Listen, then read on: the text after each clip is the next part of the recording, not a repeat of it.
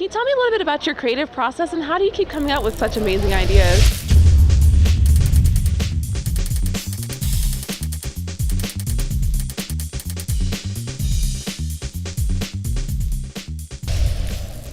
Well, I love storytelling, and I have ever since I've been a little kid, and I look at every book as a new challenge. I think once you feel like you know what you're doing as a writer, that's when you've lost your edge.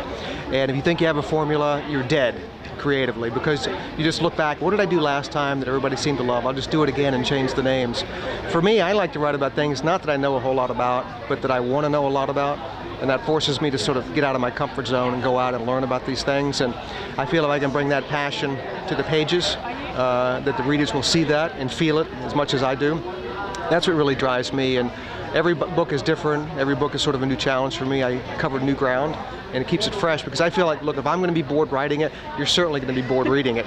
Right. So I'm curious what you said about constantly evolving your formula. And so how has your writing evolved since you've been in your career?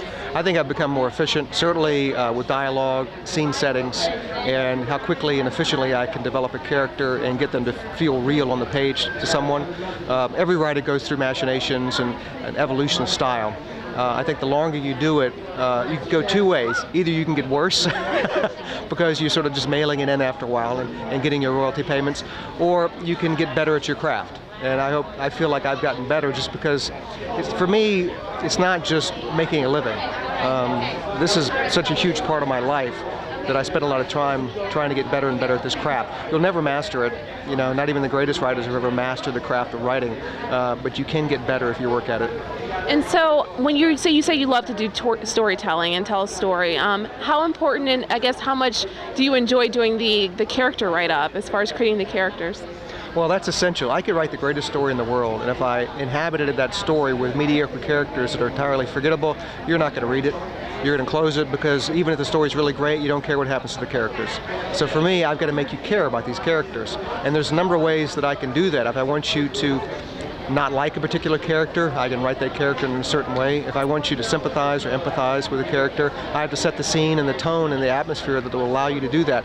I'm sort of like the magician and the writer and the psychologist, because as a writer I have to write it, as a magician and a mystery writer I have to sort of be one step ahead of you. And if I've got to show you something that you need to know in order to solve it, and to be fair I have to show it to you, but I don't want you to really concentrate on it.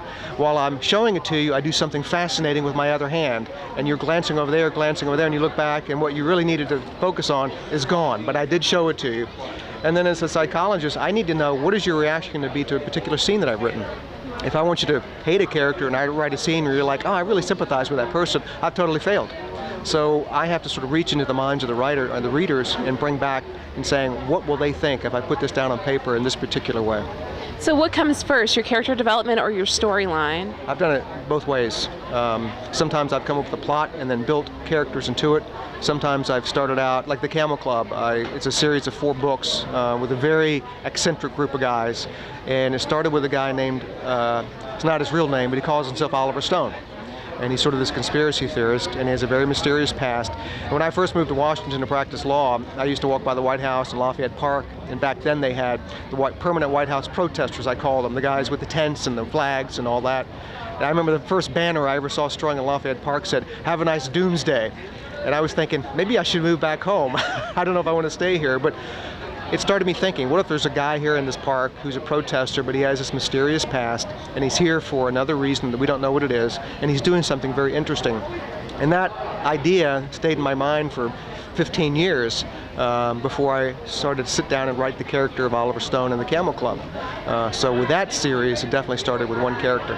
So has your writing, the character development that you've done, helped you see actual people you meet in a different way? Do you always feel like there's a secret behind them or an untold story? See, that for a writer, you never can turn it off. So when you're out in public, you see somebody walking down the street, turning a corner, a passing bus, something flying overhead, there's always an idea there.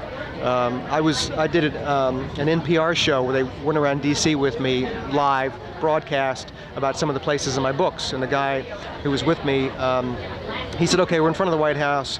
Look over there and pick up a guy standing over there and tell me an interesting story you just thought of. And I said, well, there's this guy over there. He looked like he's from the Midwest. He's older. He's probably saved up his money for a long time to come and visit the nation's capital so he can tell all his family about it. He's filming, the White House.